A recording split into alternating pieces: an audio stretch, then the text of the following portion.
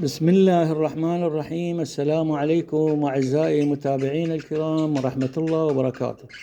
إخواني، هذا المقطع للتذكير بالإجراءات الصحيحة لمن يرغب عمل الدكت هذا الدكت داخلي إخواني، مثل ما تلاحظون هذا يكون عمله بالقسم العلوي، هي جزئين يصير.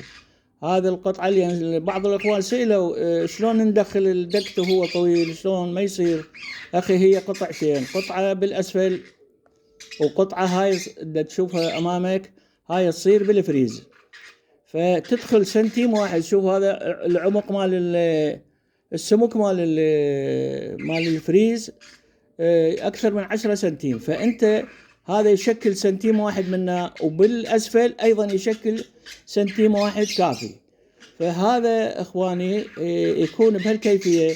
وهاي القطع الخشبية الصغيرة هاي اللي غرض تثبيت البراغي مال المروحة، لأن هذا إحنا مشتغلين معاكس، فالمعاكس ما يثبت بيه البرغي، خلينا هاي القطع الصغيرة.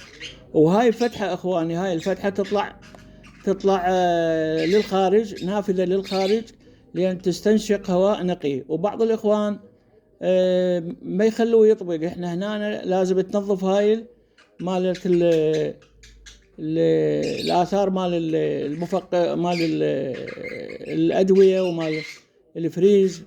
هنا تصير مكان بالخارج، مكان هذا الزفير، فتحات الزفير. هاي فتحات الزفير اخواني، شوف يصير وين؟ يصير بالقسم السفلي للمفقسة. وهاي احتياط، يعني تسوي يعني ثقبين على 3 سنتيم، وحدة تستخدمها ووحدة تستخدمها احتياط عند الحاجة، خاصة أيام الصيف.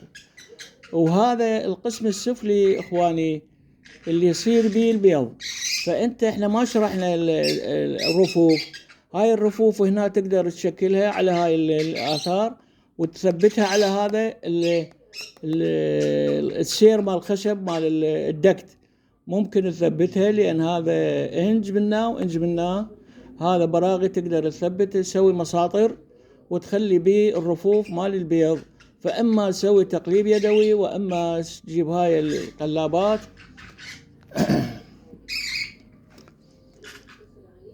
وهاي إخواني هاي الثقوب من تدفع المروحة، الهواء المسحوب من الأسفل ينزل على قسم البيض من هاي الفتحات الموجودة في قاعدة الفريز. لاحظت شلون إخواني؟ وهاي الفتحة هي المدورة تصير بيها المروحة. وهاي الفتحة أيضا تكون 3 سنتيم، نافذة تسحب من الخارج إخواني، لا تخلي بيها فواصل، لازم تطبق على جسم المفقسة. بارك الله بكم، وأرجو إخواني الاشتراك بالقناة للفائدة العامة. شوف هذا أنا شلون حفرتها حتى يطبق الجسم الدكت على جسم المفقسة، لأن يسحب هواء من الداخل، ما يسحب هواء من الخارج.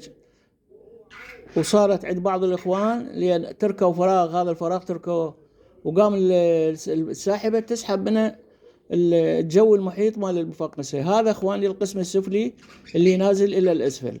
وشوف هذا